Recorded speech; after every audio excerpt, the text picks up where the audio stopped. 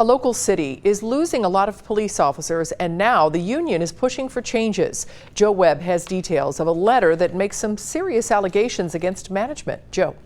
Well, Cammie, we all know about the city of Norwood's financial problems, and it's starting to wear on police. They've lost more than 10% of their manpower since April and are worried more will go before new officers can be hired. Phil Cintron spent 11 years as a Norwood police officer. He was respected and decorated, but in April he called it quits, 4 years from a pension. He was fed up. We weren't really given the tools to do our jobs the right way. That we weren't given the proper equipment, the proper funding to do what we needed to do. Cintron is one of 6 Norwood officers to leave the department since April. Full staff is 54. Right now we are at 40. We're approximately 14 people short. We have 3 people currently on on-duty injury status, and there are 3 other individuals who are in the process of leaving the Norwood Police Department.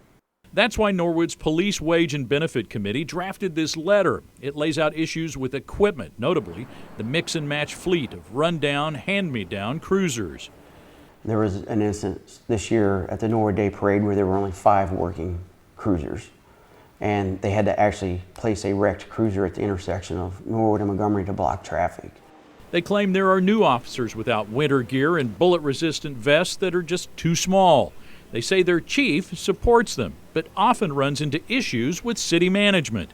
He gets cut off at the knees a lot by the city administration, the mayor, the safety director, people that you wouldn't expect to have any input in the day-to-day operations of the police department. The committee says the issues have not yet impacted service, but could if nothing changes. Yeah, and in the end, it could affect the citizens because they're leaving rapidly, and our hiring process is a slow process. Now, the bigger issue is not just people leaving, but experience leaving.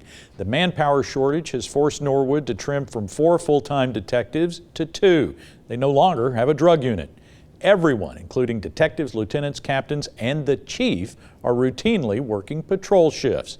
Despite the challenges, they say they still have strong community support. Cammie? Joe Webb, thank you. Now, we did reach out today to all 8 members of Norwood City Council. No one was willing to talk if they returned the call.